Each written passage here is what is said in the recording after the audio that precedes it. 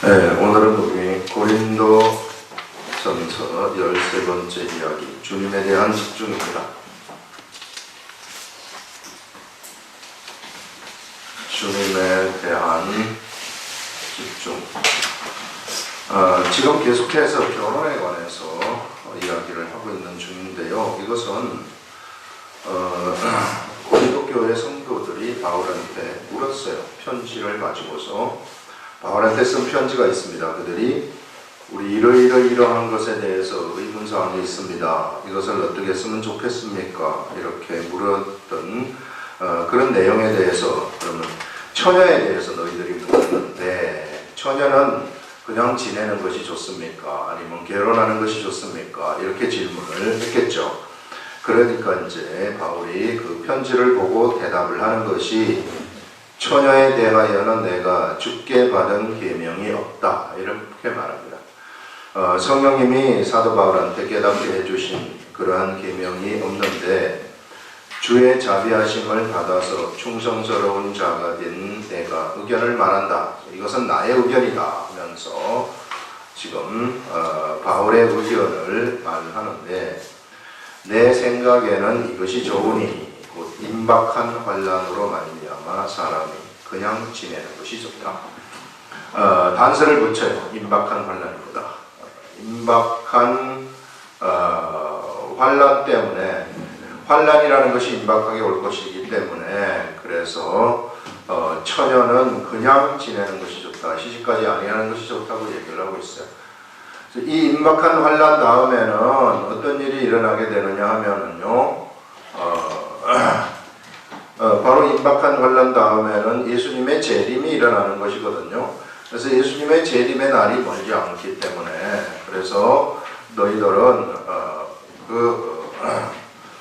그냥 시집까지 아니하고, 처녀들은 시집까지 아니하고 그냥 있는 것이 좋다, 이렇게 말합니다. 그런데 지금 현재는 그러면 어떻게 했으면 좋겠는가?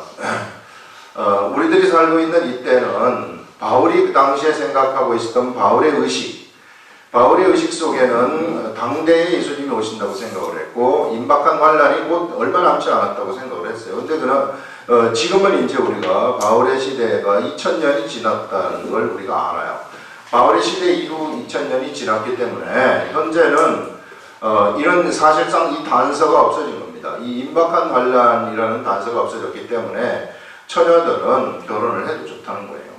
결혼을 하지 않아도 좋고 결혼을 해도 상관없다는 이제 그런 쪽으로 해석을 하는 것이, 그냥 있는 게 좋다 이런 게 아니라, 이 해석을 하는 그 임박한 환난, 이것이 없어졌기 때문에 처녀가 결혼을 해서는 안 된다. 바울이 여기서도 이제 둘 다 이야기를 하고 있지만, 임박한 환난이라는 조건이라는 것이 이제 우리 시대에는 없어졌다고 우리가 봐야 되는 것입니다.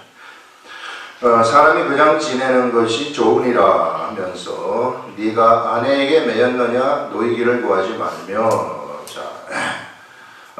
임박한 환난으로 말미암아서 그냥 그대로 현재 상태로 그대로 있는 게 좋다고 이야기를 해요.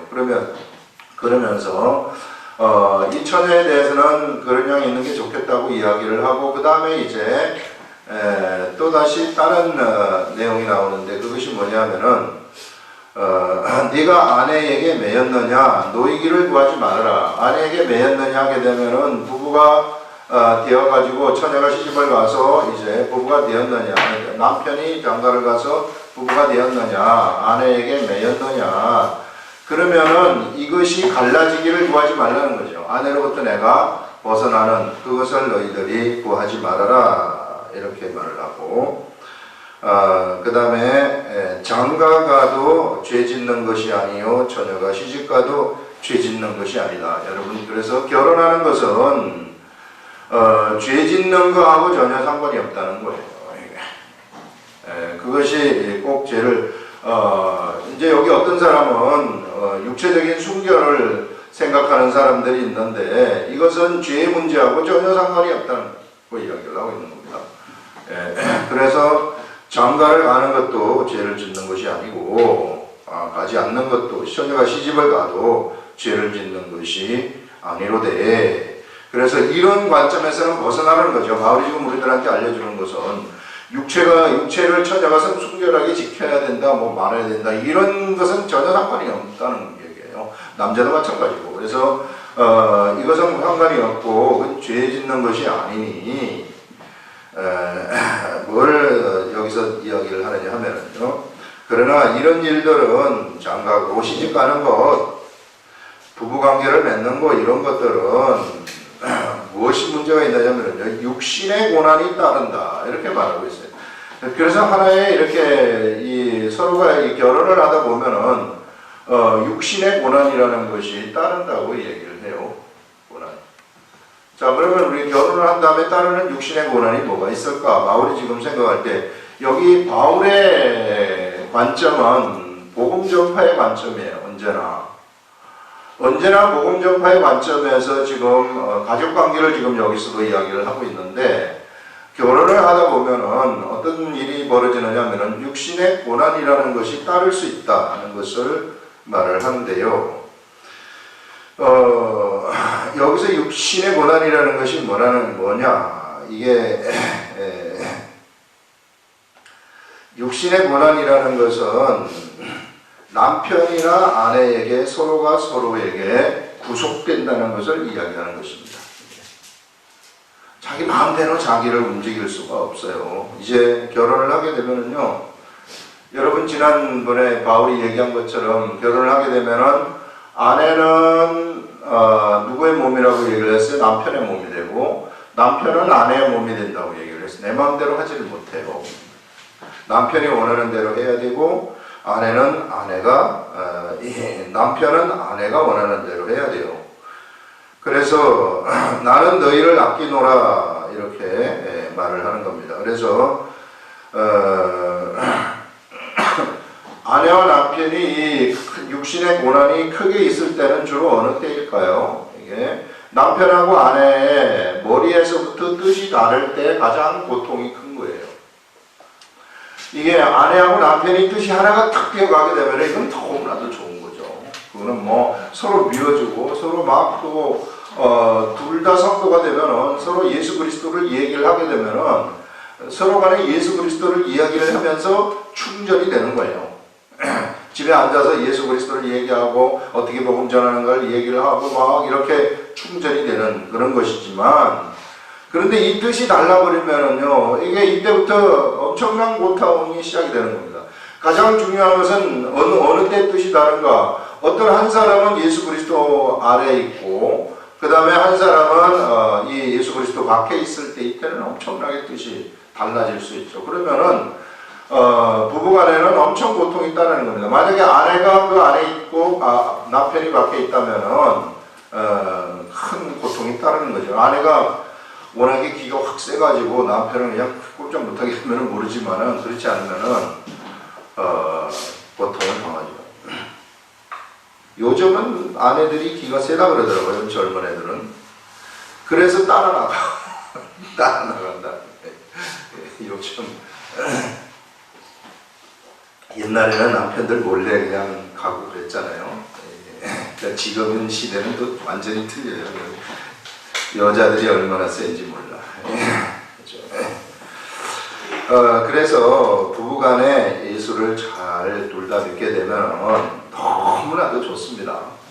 그래서 이렇게 되면은 서로가 도울 수 있어요. 서로가 서로를 이렇게 돕는 그런 역할이 될 수가 있어요. 그리고 수준도 이렇게 좀 이제 비슷하게 돼야 되는 거예요. 어떤 사람은 열정적인데 어떤 사람도 그냥 아니고, 이러면 안 되고, 또 비슷하게 부부가 되면은 너무 좋아요. 그러면은 하나님이 그 앞으로의 일에 대해서도 알려줄 수 있어요. 하나님의 이 부부가 하는 그리스도의 일에 대해서 이 미래에 대해서 하나님이 계획하신 이런 것들을 막 알려주실 수도 있습니다. 왜냐하면 남자하고 여자하고 좀 이게 속성상 좀 틀리기 때문에. 저는 하나님이 무슨 꿈으로 이렇게 좀 저한테 이렇게 잘 보여주신다거나 뭐 이런 거는 그렇게 많지 않아요. 저는 주로 이제 이 성경을 통해 가지고 알려주시고 깨닫게 해주시는데, 가끔 우리 큰 일에 대해서는 저 같은 경우에는 우리 집사람을 통해 가지고 알려주는 경우가 많아요. 그래서 전에 우리가 이것이 이제 이때는 예전에는 우리 성경연구원이었는데 그걸 처음 이제 시작을 할 때 밖에서 시작을 할 때 저랑 그 우리 학생 하나하고 그 당시는 학생이고 지금은 우리 교회 이제 집사인데 그 친구하고 둘이서 이제 밖에서 성경 공부를 한다고 전단지를 한 7,000장인가 이렇게 찍었나요? 그래가지고 이제 대문에 갖다 붙이고 막 열심히 돌아다녀가지고 하는데 3명인가 왔더라고. 예, 우리가 이거 시작합니다 하는데 3명. 나는 그래도 한 20-30명 올 줄 알았는데 3명밖에 안 와가지고 그 3명을 하고 시작했는데 이 3명도 그 다음 좀 있다가 안 와버리는 거예요. 그러니까 그 전단지 돌려가지고 온 사람은 하나도 없어. 그런데 우리는 그런 일을 했어요. 그런 일을 하고 그 학생들하고 몇 명이서 하는데 목사님 한 분이 오시더니 이분이 이제 또 가만히 있다가 또 따로 목사님을 데리고 오시더라고요. 그래가지고 목사님들 중심으로 해가지고 이제 사모님하고 목사님들 중심으로 성경 연구원이 이렇게 쫙 이게 이제 이어져 갔어요. 성경 공부가. 자, 그렇게 이어지면서 이제 하나님이 하나의 이 꿈을 이제 집사람한테 주신 것이 뭐냐면은 이런 기와집이 이렇게 쫙 있는데 이 기와집에 방이 엄청 큰 게 있었다고 그래요. 엄청 큰 게 있었는데 이렇게 가만히 이렇게 들어가려고 이렇게 보니까 여기에 그냥 빽빽하게 사람이 있어가지고 들어갈 수가 없더라는 거야. 그래서 그거를 나한테 얘기를 해주더라고. 그래서 그때는 우리가 3명밖에 없었는데 뭘 사람이 많겠냐 했는데 이게요 지금 시간이 지난 다음에 이게 이루어졌어요. 이 대단한 거. 그리고 중간에는 이제 또 저는 이제 이때는 교회를 우리 집사람은 이제 앞에 있는 교회 나가고 나는 이제 큰 교회에 이제 이렇게 쭉 목사님들 어떻게 설교하시는 거 이렇게 돌아다니기도 하고 저와 같이 성경 공부하는 목사님 교회에 가가지고 예배 드리기도 하고 또 혼자 예배 드리기도 하고 혼자 우리 연구원에서 예전에 테이프 녹음했던 거 듣고 예배를 드리고 있었는데 어느 날 제가 혼자 예배를 드리고 있는데 목사님 부부가 들어오셔가지고 같이 예배를 드리자는 거예요. 그래가지고 그럼 뭐 예배 드리러 갈 데 없다고 그래서 그럼 같이 가면 예배를 한번 드립시다 해가지고 드린 게 이게 교회가 되는 거예요. 근데 그렇게 예배를 드리면서 또 이제 새로운 일이 시작되는 거 아닙니까? 새로운 일이 시작되면서 또 꿈을 하나 이제 내가 아닌 집사람이 꿨는데 갑자기 이렇게 발을 쳐다보니까 거기서 샘물 같은 게 이렇게 막 쏟아나더라는 거예요. 샘물이 이렇게 막 쏟아나더니 이게 갑자기 막 퐁퐁퐁퐁퐁 넘쳐가지고 갑자기 큰 이게 폭포수와 같은 강물이 되더라는 거야. 이게 확 쏟아지는. 강물이 이렇게 막 쏟아지는데 이 강이 돼서 그 건너를 이렇게 쳐다보니까 여기에는 그냥 진달래꽃, 개나리, 진달래꽃, 참꽃 이런 것들이 막 만발을 해가지고 있더라는 거예요. 진짜 좋은 꿈이거든요. 이런 건 꿈을 해석하면은 엄청나게 좋은 꿈이에요. 이것을 나는 전에 나한테 얘기를 했다는데 난 모르고 있었는데 우리가 요즘 아침에 에스겔서를 지금 읽고 있는데요. 에스겔서에 이게 에스겔이 성전에 물이 잠겨가지고 막 이렇게 되는 그런 거를 보면서 이 이야기를 오늘 아침에 했더라고요. 이게 하나님이 우리 이쪽을 통해가지고 이런 정말로 맑은 깨끗한 물을 갖다 하나님이 흘러내 보내셔가지고 엄청난 일을 하시는 것이구나 하는 이런 것들을 다시 한번 깨달았어요. 그 외에도 이렇게 보면은 이렇게 이제 어떤 사람이 잘못될 것 같으면은 미리 이렇게 알려주는 거예요. 어떤 경우에는 전혀 그럴 것 같은 사람이 아닌데 너무 우리하고도 친하고 너무 그럴 것 같은 사람이 아닌데 갑자기 딱 보니까 망태기를 들고 있는데 뱀이 막 있는 이 망태기를 딱 들고 온 가족이 그걸 들고 서 있더라는 거야. 그 깜짝 놀랐다는 거예요. 저 이상하다 했는데, 그리고 이제 잊어버렸는데, 어느 순간 그 일이 딱 도래하는 날이 딱 오더라고.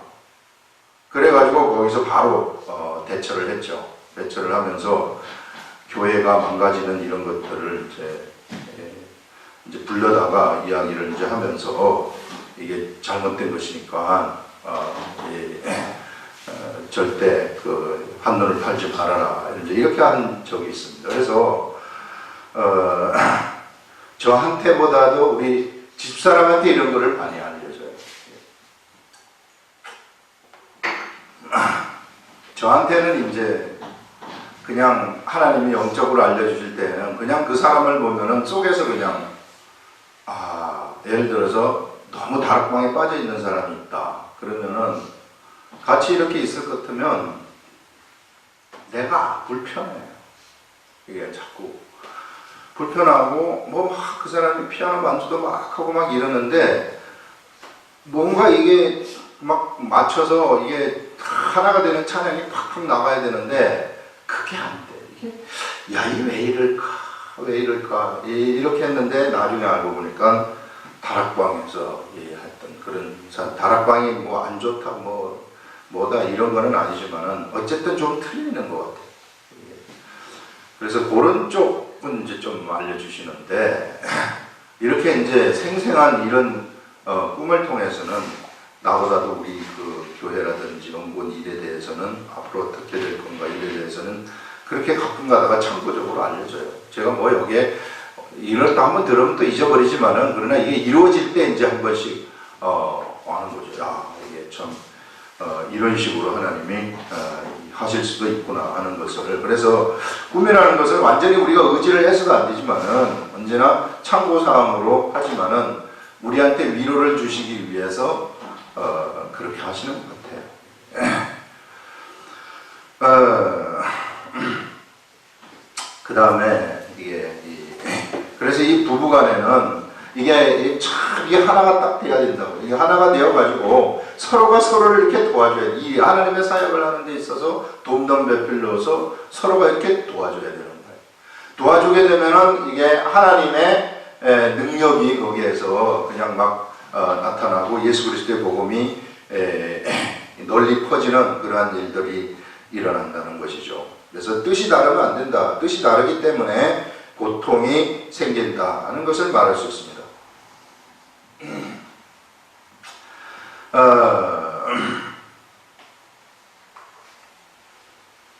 그래서 만약에 이제 어떤 고통이 크게 되면 어떻게 해야 되는가, 그 문제를 해결해야 되는 거죠. 그래서 이 뜻이 하나가 되도록 어떻게 해서든지 서로가 있는 그 상태에서 노력을 해가지고 하나의 뜻으로 부부가 나갈 수 있도록 해야만이 고통이 적어지는 겁니다.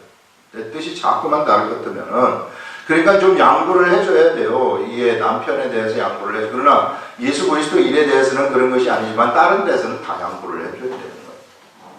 다 자기 주장을 하고 자기 중심적이니까 서로 이제 갓길로 가게 되는 것이죠. 자, 그러면서 이제 또 여기서 얘기를 하는 것이 뭐냐 하면은요, 이런 것들은 육신의 고난이 있으리니 나는 너희를 아끼노라 하면서 바울이 아낀다고 합니다. 형제들아, 내가 이 말을 하노니 그때가 단축하여 진고로 이후부터 안에 있는 자들은 없는 자같이 하여라.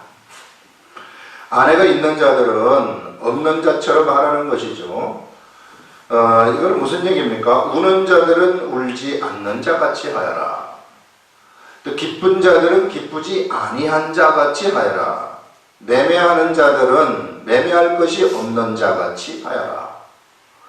세상 물건을 쓰는 자들은 다 쓰지 못하는 자같이 하여라.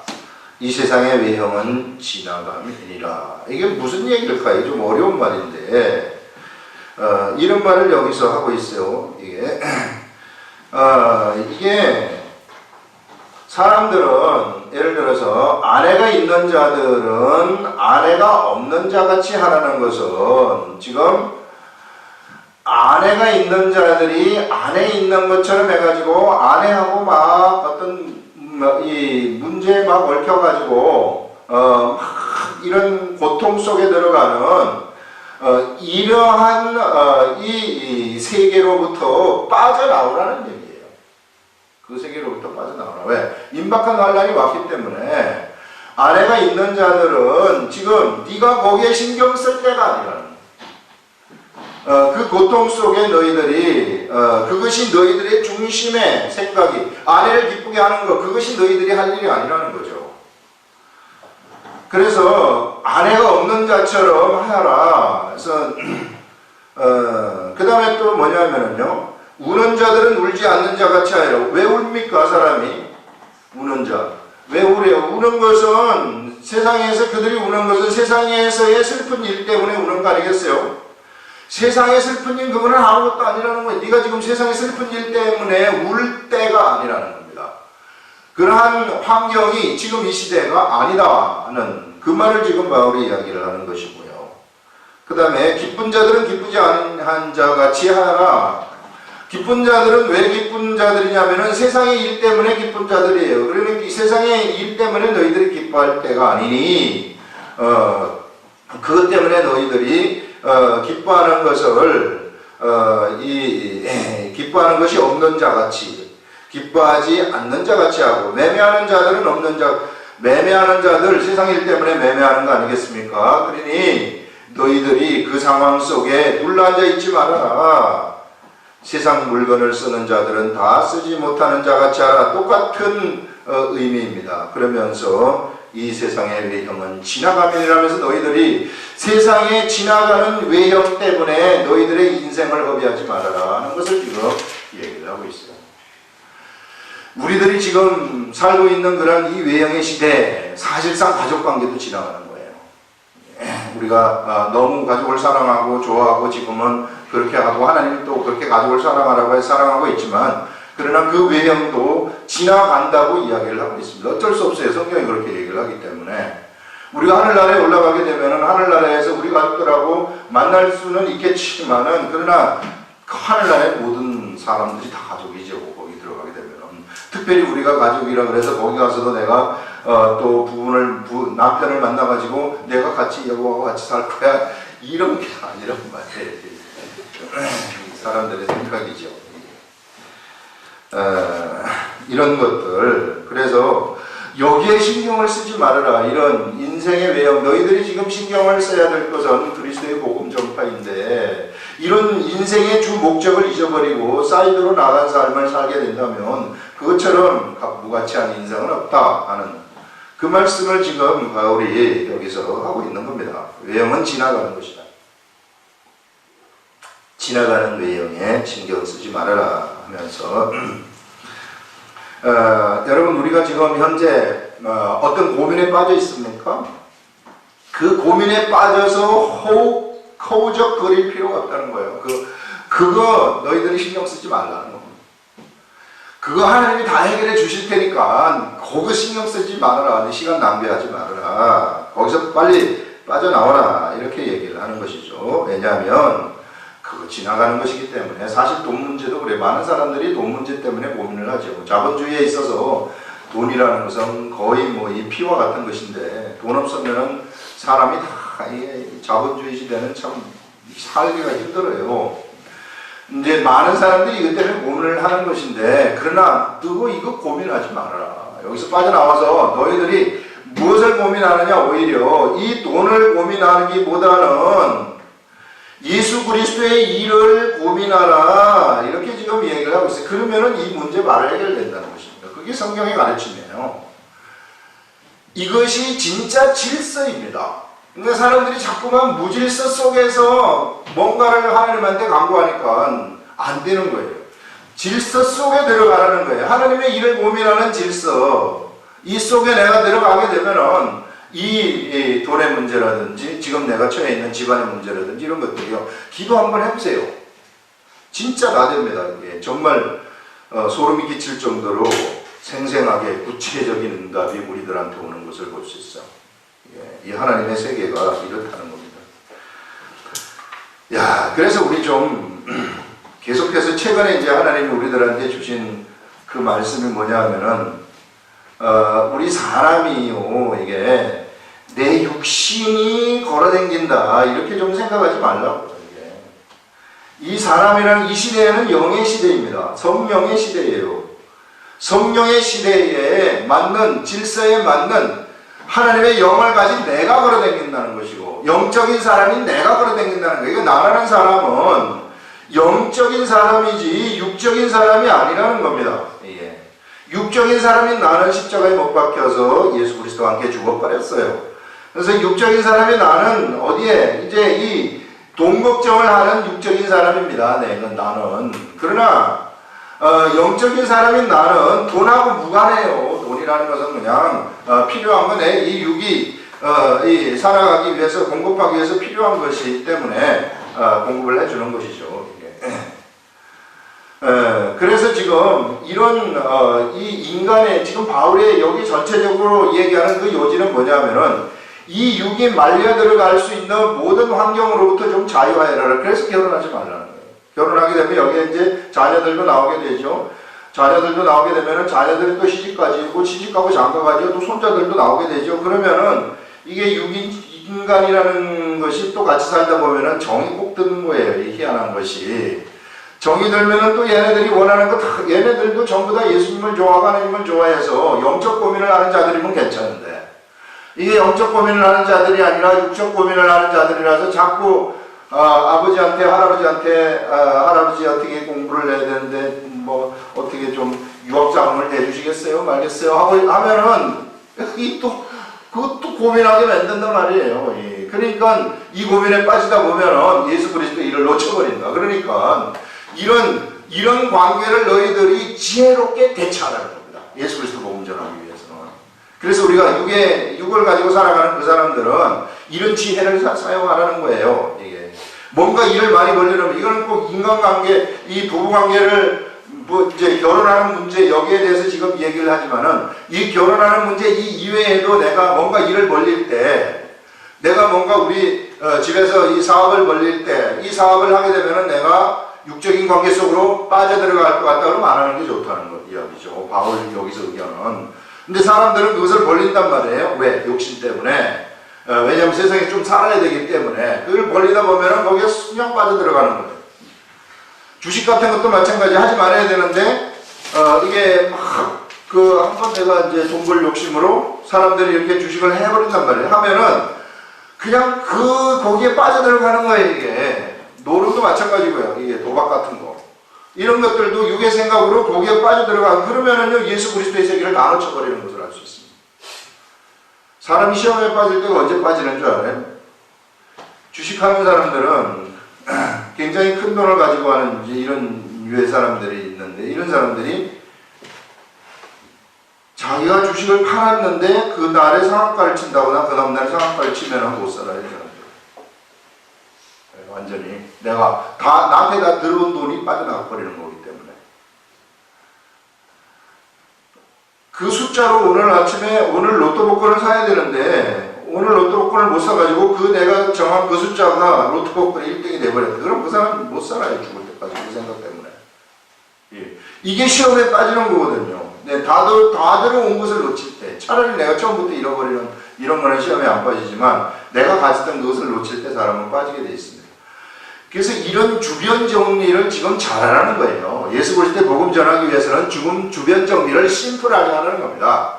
어질러 놓지 말고.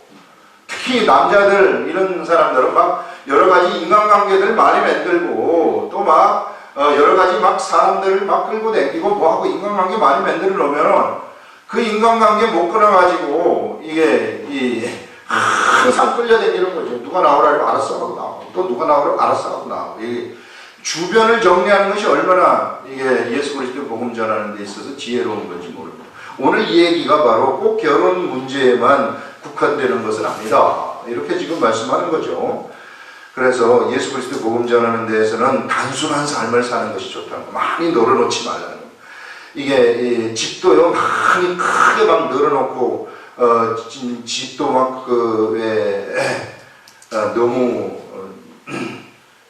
내가 거기 들어갈 만한 그런 이 여력이 안 되는데 그냥 막 억지로 욕심에 들어가 버리면은 그때부터는 거기 확 묶여버리게 되는 거예요. 그래가지고 거기에 그냥 대출금 갚으려니 그 다음에 이자 내려니 막 이런 모든 게 다 고민거리를 만들어 주는 거죠. 현실 속에서. 그렇게 되면 내가 거기에 묶여버리는 거예요. 그러면 예수 그리스도의 복음 전하는 것은 언제나 2차순위 되는 겁니다. 그럼 언제 예수 그리스도 복음 전합니까? 죽을 때까지 대출금 갚아야 되는데 그럼 죽을 때까지 그거 하다가 끝나버리는 거죠. 그래서 삶 속에서 이런 거, 그래서 제가 이 쭉 한번 하나님 말씀대로 이렇게 해보니까는요, 작은 데서 사는 게 좋고 작은 차 가지고 다니는 이 시대에는 그게 지혜인 것 같더라고. 작은 데 저도 예전에는 몰라가지고 뭐 우리 집은 비싼 건 아니지만은 그런데 그렇고 그 다음에 차도 작은 차 가지고 다니는 게 좋은 것 같다. 내게 뭐 큰 차는 아니지만은 좋은 차는 아니지만은 내 친구들이 자꾸 차를 바꾸라고 하더라고. 교수들 돈 많이 벌지 않느냐 하면서 교수 가난한데 바꾸라고 해서 이제 앞으로 바꿀 때는 작은 차로 바꿔가지고 그냥 다니까. 그게 삶을 살아가는 지혜더라고요. 왜냐하면 전혀 이 금전적인 문제에서 해방되는 거. 이 시대에는 많은 사람들이 거기에 다 얽혀갖고 있거든요. 우리 보면은요, 교수들도 가만히 얘기 들어보면은 전부 좀 괜찮은 것 같지만 들어 쏙쏙들이 들이다 보면은 다 얽혀가지고 있고 자식들한테 얽혀가지고 있고 어떤 사람은 한 번은 오는데 다 썩어가는 이상한 차를 타고 댕기는 거야. 그래서 아니 왜 이런 차를 타고 댕기세요? 우리 아들한테 차도 뺏기고요. 또 저 미국 가는데 돈도 붙여줘야 되고 이러다 보니까 쓸 돈이 하나도 없대요. 그러면서 나 돈 벌 때 있으면 좀 알려주세요. 아르바이트 하려고. 이러더라고. 그래서 이게 인연에 묶이면 이렇게 된다는 것이고 막 널어놓으면 그렇게 된다는. 그래서 아주 심플하게 삶을 꾸려가는 거. 빚도 안 지는 게 좋아요. 빚도 안 지는 게 딱 좋고 겁 없이 빚을 쓰면 안 된다. 참 나는 내 동생이기 때문에 오늘 이상하게 자꾸 바꾸려고. 난 내 동생들 둘이가 있는데 정말로 좋은 직장 2개를 처음에 하나님이 주셨는데 이것들이 그 직장을 못 지켜가지고 둘 다 잘려버렸어요. 그러다 보니까 우리 아버지 집 재산이 있는데 우리 아버지 집을 이렇게 막 담보잡혀가지고 빌려서 막 이상한 짓을 하다가 한 놈은 또 새마을본부에 다니다가 사채놀이를 하다가 걸려가지고 이게 걸린 게 아니라 돈을 띄었다는 거죠. 아버지 집 담보 잡혀가지고 그런 거 하는 놈이 어디 있어요, 세상에. 그런 여파가 결국은 누구한테 오느냐 하면은 나한테도 돌아온다고. 그러니까 울면서 전화해가지고 형 뭐 어떻게 해서 그게 또 정이 있어가지고 내 동생들이라는 정이 있어가지고 그래서 정말 주변 정리를 잘하는 게 중요한 것 같아요. 그거야 내가 주변 정리할 수 있는. 아버지 왜 낳았어요 쟤네들 이렇게 말할 수는 없기 때문에 어쩔 수 없지만 주변에 그런 친구들이 그런 애들이 그렇게 입을 벌리고 있는다는 게 참 이게 쉽지가 않아요. 그래서 하여튼 그걸 보면서요, 이게 정말로 돈 관리를 잘해야 되고 그래서 이게 지혜라는 것은 인생을 심플하게 살아가는 것. 여기 지금 사도 바울이 얘기하는 게 그렇게 심플하게 살아. 아주 단순하게 살 때 우리가 예수 그리스도 복음 전하는데 마음대로 나갈 수 있다는 거죠. 자, 그것을 지금 얘기를 하고 있어요. 그래서 여러분들 이제 앞으로 우리 살 때는 우리가 큰 집에 가려고 할 필요도 없고요. 좋은 차를 갖고 다녀야 되겠다 이렇게 생각할 필요도 없고요. 그냥 아주 남이 무시하지 않을 정도만 갖고 다니는데 남이 또 무시하면 저렇게 등치 큰 사람 이렇게 조그만 차 타고 다니는데 무시하면은 좀 그것도 좀 보기 안 좋지만은 적당한 거를 갖고 다니면 최고다 하는 그런 것입니다. 지금 이런 것들을 우리들한테 말씀하고 있는 거예요. 지금 현실 세계 속에서 너희들이 주변 정리를 못하면은 당장 예수 그리스도의 복음 전하는데 차질이 온다는 겁니다. 왜? 거기에 빠져버리기 때문에. 그 고문에 빠져버리기 때문에 그것을 말씀을 하고 있습니다. 그러면서요, 여기서 이제 두 번째 문단 보시면은 너희가 염려 없기를 원한다. 염려가 없기를 원한다고 딱 얘기를 하고 있잖아요. 많은 자는 주의 일을 염려하여 어찌하여야 주를 기쁘게 할까 하되, 삶이 좀 이 정리가 된 사람들은 예수 그리스도의 복음의 세계에서 말씀이 딱 말씀도 잘 들어가요. 그런 사람들한테는 삶이가 정리가 안 되고 복잡한 사람들은 여기 와서 앉아 있어도 복잡한 일만 생각되는 거예요. 교회에 앉아서 예배드리러 왔지만 목사님 말씀이 하나도 귀에 들어가지 않습니다. 그런데 이게 삶이 단순한 사람들은 너희가 염려 없기를 원하는데 장가가지 않는 자는 주의 일을 염려하여, 삶이 단순한 자입니다. 장가가는 거, 이것도 이제 삶이 단순한 것 중에 하나에 속한 거죠. 장가가지 않는 것도.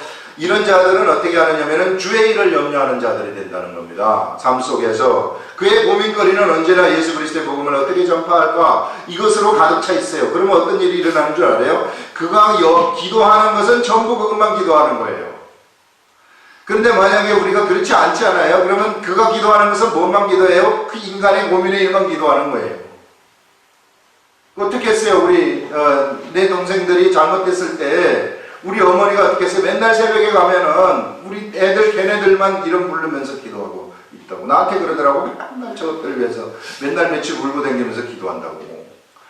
아니 지금 복음을 위해서 기도를 해야 될 때인데 걔네들을 잘 망하지 않게 해달라고 이 기도를 한다고 하니 얼마나 힘들겠습니까? 그 삶이라는 것이. 그래서 주의 일을 염려하여 어찌하여야 주를 기쁘시게 할까? 이거 그래서 어떻게 하면 내가 주님을 기쁘시게 할까? 오늘은 내가 어디 가서 복음을 전할까? 이것 때문에 막 기도를 하게 되면은요, 주님한테 집중력이 촥 생겨버리기 때문에 어느 때에는 하나님이 붙여주는 사람이 누구인지도 팍팍 들어온단 말이에요. 그럼 저 사람 내가 오늘 아침에 기도를 했는데 하나님이 이 사람을 오늘 나한테 붙여줬구나. 너무 소중하게 생각이 되는 거죠. 소중하게 생각이 돼가지고 그 사람한테 예수 그리스도의 복음을, 정확한 복음을 제출을 하게 되면은 그 사람이 예수 믿는 일들이 거기서 일어나는 거예요. 그런데 그렇지 않고 그래서 인간의 일을, 기도는 해요. 다 같이 똑같은 기도를, 다 같이 똑같은 시간에 똑같이 기도를 하지만은, 근데 이 사람은 자기 인생의 문제를 위해서 막 기도를 하다 보면은 집중력이 거기로 가는 거예요. 그렇기 때문에 물론 그것도 하나님이 해결해 주실 때 하나님 감사합니다. 이거 이렇게 또 해결해 주셔서 감사합니다. 제가 이걸 기도했는데 이렇게 해결해 주시는 거고, 그걸로 끝나는 거예요. 복음 전파되는 것은 하나도 없어요. 주님을 기쁘게 하는 건 없어요. 다 자기를 기쁘게 하는 기도가 되는 거죠.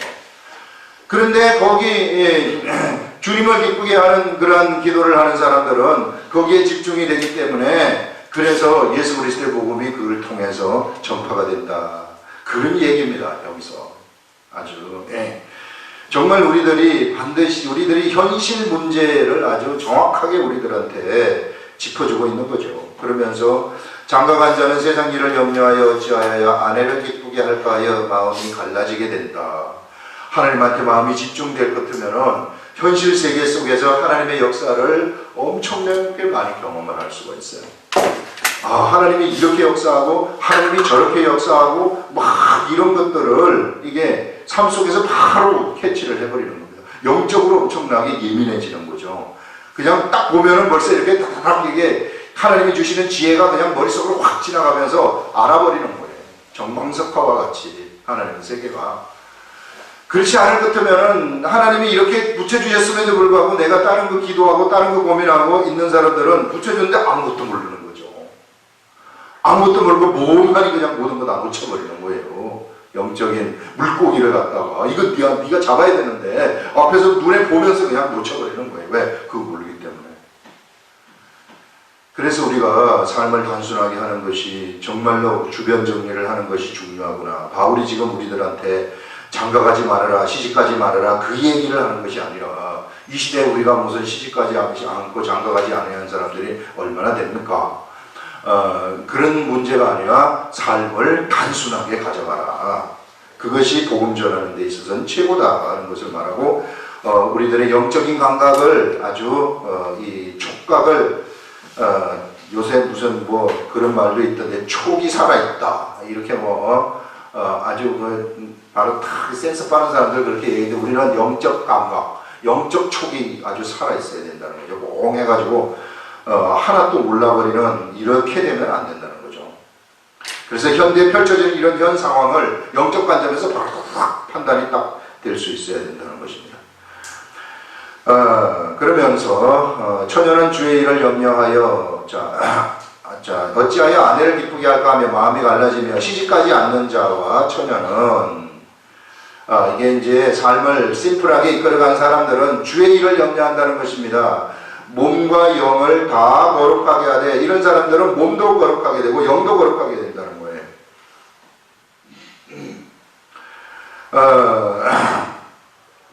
몸과 영을 이 몸이 이제 그 육체가 복잡하지 않다는 거죠. 장가 시집가지 않는 자 처녀들은 육체가 복잡하지 않고 영도 거룩하게 하려 하되 그렇게 이제 거룩하게 한다는 것은 하나님 안에서 모든 것을 지켜간다 하는 그런 얘기입니다. 시집간 자는 세상 일을 염려하여 어찌하여야 남편을 기쁘게 할까 하느니라 하면서 세상의 관심, 육적인 세계의 관심이 갈 수밖에 없다는 그 말을 지금 여기서 말하고 있어요. 내가 이것을 말하면 너희의 유익을 위함이다. 그래서 심플하게 사는 거, 아주 단순하게 사는 그것이 우리들의 유익을 위한 것이구나 하는 것을 말씀을 하고 있습니다. 그러면서 너희에게 올무를 놓으려 함이 아니니 너희들이 시집가지 말아라, 장가가지 말아라 이렇게 해서 거기 올무에 걸려서 시집도 안 가고 장가도 못 가게 이렇게 만들려는 것이 아니라 너희들의 유익을 위한 것이다. 그러나 그것이 올무라고 생각된다면 시집가고 장가가라 꼭 의무라고 얘기를 하지는 않아요. 오직 너희로 하여금 위치에 합당하게 하여 흐트러짐이 없이 주를 섬기게 하려 합니다. 그래서 우리가 세상에서 흐트러짐이 없이 우리 주 예수 그리스도를 섬기는 그것이요 가장 좋다는 거예요. 어느 때 흐트러지는가? 세상에 관심이 갈 때에 내 섬기는 것이 흐트러진다. 세상의 고민이 나한테 찾아와가지고 세상 고민에 빠져있을 때 예수 그리스도를 섬기는 그 일들이 흐트러지고 예수님이 내 속에서 성령님이 가장 원하시는 그리스도의 복음 전파하는 그 일이 나한테 흐트러진다는 것입니다. 그런 의식 자체가 나한테 생길 수가 없어요. 우리는 언제나 예수 그리스도의 복음 전하는 의식으로 채워져가지고 살아야 되거든요. 그래서 그리스도의 복음 전하는 의식으로 채워져서 살 때에 어떤 사람이 딱 나타나게 되면 그 사람한테 자동적으로 복음을 전하는 일이 생겨버리고 영접을 시키는 거예요. 안 그러면은 휙 지나가 버립니다. 그 순간에. 제가 예전에 한번 그때는 저도 한번 이 학교에서 시간 강의할 때인데 그래서 보통 한 2시간 정도 일찍 가가지고 학생들한테 어디 있으면 가가지고 내가 직접 가가지고 이제 예수님을 걔네들한테 전하는 그런 때였어요. 한 6개월 동안 시간 강의를 하면서. 그래서 이제 한두 시간 일찍 가가지고 우리 학생들한테 예수님을 소개하면서 전하고 이러던 시대였는데 어느 방에 이렇게 휴게실 같은 데 이렇게 딱 들어갔어요. 그래서 한 애가 딱 들어오더라고요. 그래서 쟤한테 주님이 전하는가 보다 해가지고 걔한테 뭐 예수님을 전하려고 딱 하니까 얘가 담배를 딱 무는 거예요. 담배를 딱 해서 그 담배를 딱 물더라고. 그래서 아닌가 보다 하고 이렇게 그냥 가만히 앉아 있는데 얘가 담배를 조금 한 두세 번 딱 피더니 탁 끄더니 쫙 나가면서 신문을 가지고 딱 이렇게 나가는데 나한테 여기 쫙 보여주는 게 뭐냐면 기회는 다시 돌아오지 않는다. 그게 딱 보이더라고요. 깜짝 놀랐어요. 예. 그래서 하나님이 붙이게 주시는 그 타임이 있다는 거예요. 그 순간에 담배 핀다는 그 생각, 그 선입관이 담배 피면 어때요? 무슨 담배 피는 사람한테 복음 전하지 말아야 됩니까?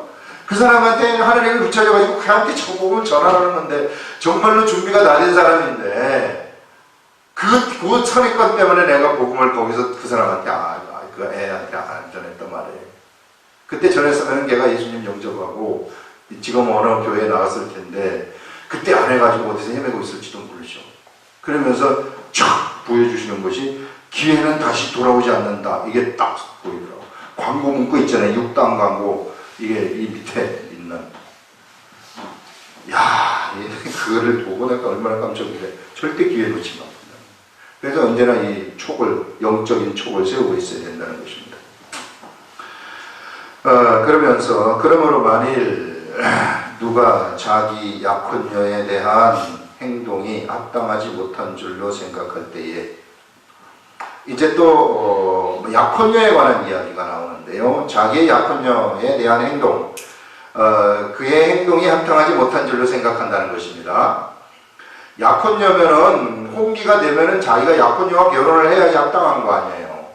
근데 만약에 자기의 행동이 그 약혼녀에 대해서 합당하지 못한 줄로 생각할 때에 그 약혼녀의 홍기도 지났어요. 지금 약혼녀하고 결혼을 해야 되는데 기한도 지나버렸고 그같이 할 필요가 있거든. 그래서 이제 결혼을 할 이제 필요가 있거든. 원하는 대로 하여라. 그러면 네가 결혼해라. 이런 얘기고 그것은 죄 짓는 것이 아니다.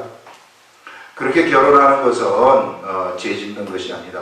그들로 결혼하게 하여라. 그래서 결혼을 이제 바울이 여기서 죄 짓는 것이 아니니 그 약혼녀와 그 사람하고 결혼을 하도록 하여라 하면서 그러나 그가 마음을 정하고 또 부득이한 일도 없고 자기 뜻대로 할 권리가 있어서 그가 마음을 정했어요. 자, 나는 예수 그리스도의 복음 전하는 것으로 마음을 정했고 부득이한 일도 없어요. 또 꼭 결혼해야 될 그러한 부득이한 일도 없고 자기 뜻대로 할 권리가 있어서 그 약혼녀를 그대로 두기로 하여도 약혼녀를 그냥 결혼 안 하고 그대로 둬야 되겠다 이렇게 하여도 잘하는 것입니다. 꼭 책임질 필요는 없다는 거예요. 이 약혼녀라는 것이. 혼자 살게 되면 둘 수도 있다. 잘하는 것입니다. 그러므로 결혼하는 자도 잘하거니와 결혼하지 아니하는 자는 더 잘하는 것이니라 이렇게 말을 하면서 아내는 그 남편이 살아있는 동안에 매여 있다가 남편이 죽으면 자유로워 자기 뜻대로 시집갈 것이나. 그 다음에 이제 또 남편이 죽은 아내들에 대해서 지금 얘기를 하고 있습니다. 잘하는 것이니라. 그 다음에 여기서 이제 또 한 달락이 끝나고 아내는 그 남편이 살아있는 동안에 여기서 새로운 또 내용이 시작이 되는데 그것이 뭐냐면은 그 남편이 살아있는 동안에 매여 있다가 남편이 죽으면 그 남편의 법으로부터 자유로워진다는 것입니다. 그래서 이제 내 뜻대로 살 수가 있어요. 그때는 내가 시집을 다른 데 갈 수가 있는 것입니다. 그러나 남편이 있을 때는 다른 데 시집 갈 수 없죠.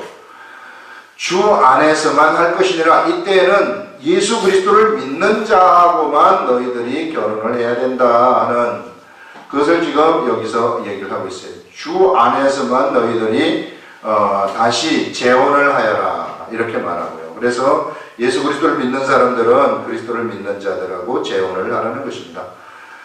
그래야만 탈이 없다는 거예요. 왜냐하면 이게 그냥 얘기하는 것이 아닙니다. 그냥 얘기하는 것이 아니라 그냥 만약에 예수 그리스도를 믿지 않냐하는 자들하고 결혼을 하지 않으면 그 사람은 또 거기에서 이게 고통이 따를 수 있어요. 그렇기 때문에 지금 그 여인을 아끼는 차원에서 얘기하는 거예요. 예수 그리스도를 믿는 사람을 만나게 되면은 그 집에 이제 예를 들어서 이제 재혼을 하는 거 아니겠어요? 재혼을 하기 때문에 아이들이 딸려 있을 수도 있고 여러 가지 복잡한 문제가 딸려 있을 수도 있고 또 이 남편이 새로운 재혼한 이 남편이 이제 또 이 과거에 여러 가지 이제 또 이 인연의 관계가 있을 수 있기 때문에 그 문제를 해결하기 위해서는 그가 예수 그리스도를 믿는 이것처럼 좋은 것이 없다. 이것 때문에 그리스도를 믿는 사람하고 결혼을 하라는 거예요. 예수 그리스도를 믿게 되면은 여러 가지 너에게 흠이 있더라도 넘어가 줄 수도 있는 것이고 그 사람에게 흠이 있더라 할지라도 서로가 예수 그리스도 때문에 그것을 극복할 수 있다. 그렇기 때문에 이 이제 남편이 죽은 자들은 재혼할 때에 주 안에서만 하여라 딱 못 받고 있어요. 그래서 그러나 내 뜻에는 그냥 지내는 것이 더욱 복이 있으리로다 하면서 그냥 지내는 것이 좋다. 나도 또한 하나님의 영을 받은 줄로 생각하노라 하면서 하나님의 영을 받은 사람이니 이것이 바로 나의 생각인과 동시에 하나님의 생각도 나와 동일하다 하는 그것을 여기서 이야기를 하고 있습니다. 그래서 제가 전하고 싶은 것은 여기까지고 그 다음에는 질문 시간.